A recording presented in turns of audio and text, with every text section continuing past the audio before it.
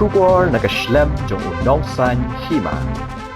Nong ai buat jong ke Social Welfare Department uba po Lyngdoh hakasi baar ula penbana bakatanat kaladep ban penbiang ya ke Standard Operating Procedure kam tam ha ke baide bat ke Pokso Act bat ru halor ke Shongkha Khynnah hapo ke jela uba po Lyngdoh uyat ho baya ke SOP ke balapen kre kilapha show Advocate General ba unped berhadian bakilayo ya ke jing menjur kin sapenmi pat ba bat pha ru shaying bishar Khamtam Hamigalia High Court hak babon ki case ki bayadei bat kanie ki dang sakut uloong ba Ngim Jordan kata ka Shongkha Khynnah Hynrei ngilalap bon ki case baki Khynnah kan thei ki berang khat lai ne khat sau Snem ki lalong kami haba ki pulet ki let ban toket bat kem ya ki tu ki badan kthi ki borsh nong ki juong ba kim tip baki don kum kita ki an haba yadei bat udrak uba apol ula ai ka jingiro ya ka ANTF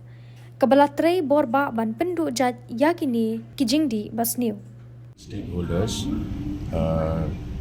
where various departments of the government of India are here to answer queries and clarify on certain positions where the overall issue being discussed is the safety and security of women and children in the context of reported crimes against women and children.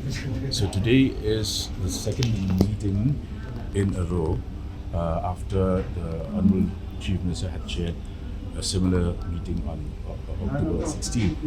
And as you can see, we have a diverse number of representatives drawn from various strata of society, faith leaders, NGOs, traditional institutions, each of which we have been partnering with in the past 2.5 years.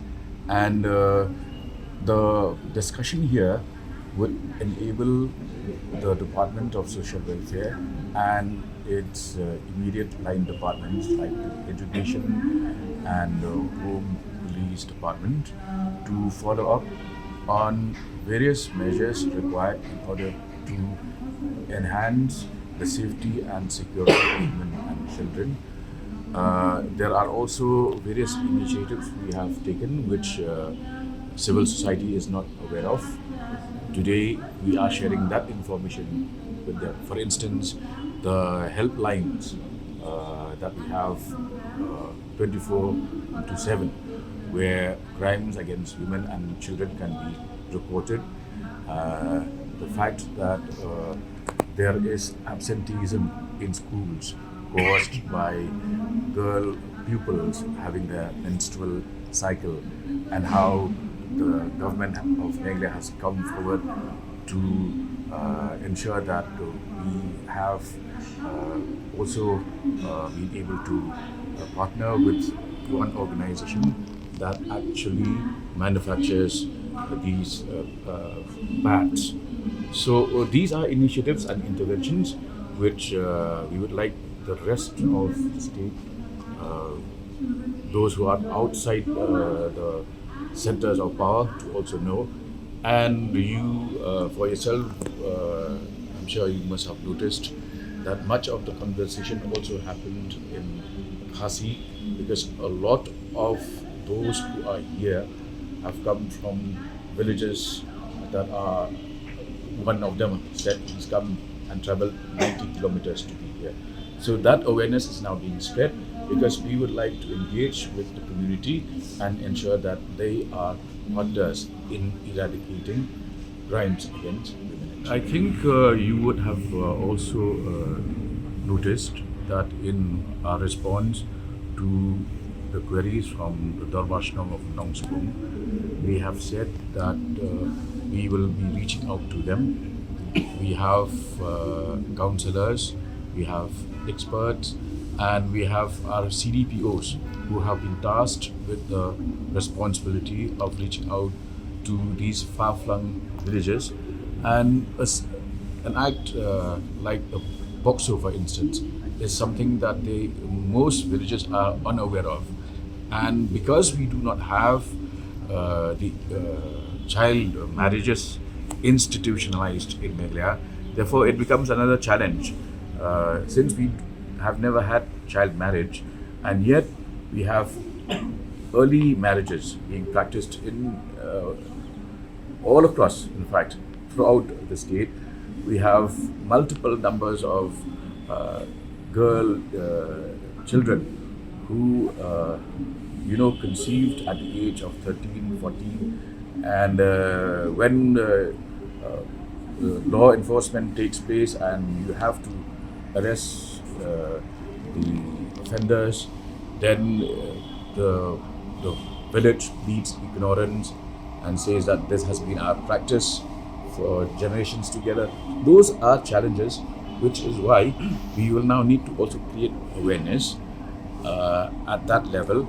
And as far as action, the plan of action of the government, today we are in a position, we have already submitted our proposed SOPs, standard operating procedures, whereby the various implications of POCSO and the fact that there is rampant premature marriages of adolescents and minors, how do we work out a balance between what is being practiced and what the law of the land says?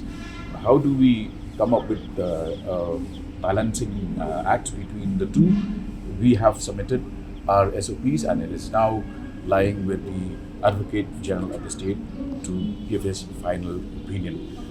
And then once that is done, it will be widely published and also it will be submitted to the courts, especially the Meghalaya High Court, because there are several cases that are lying pending with Meghalaya High Court, where I have always advocated that apart from law enforcement agencies stepping in, we have to encourage community policing, which is lacking in our state.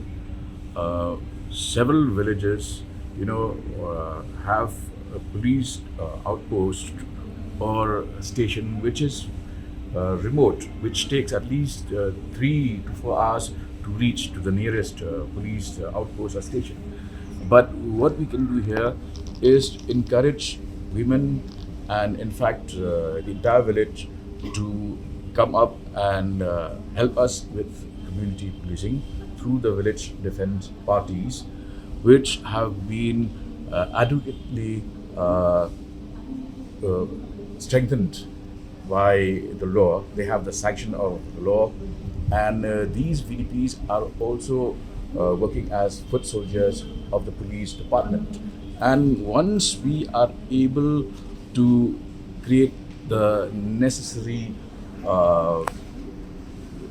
ecosystem where the village is aware and also would like to support such a system, then we will be able to come to a point where we drastically reduce these instances of abuse of women and acts of violence against women.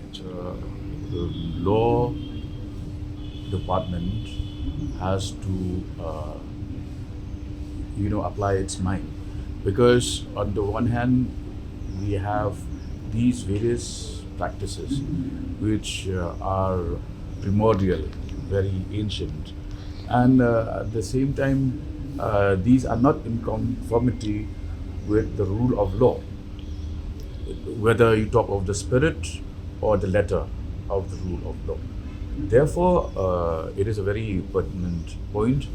What we have noticed so far, though, is that the number of such cases has dwindled over the years, and we are confident that if the need arises for such a law to be in place, it is not only the state government, we also have the autonomous district councils, which also have law departments in those councils, and we will need a law which through consultation with the ADCs we can come up with a state law, or the ADCs themselves are in a position to legislate, and then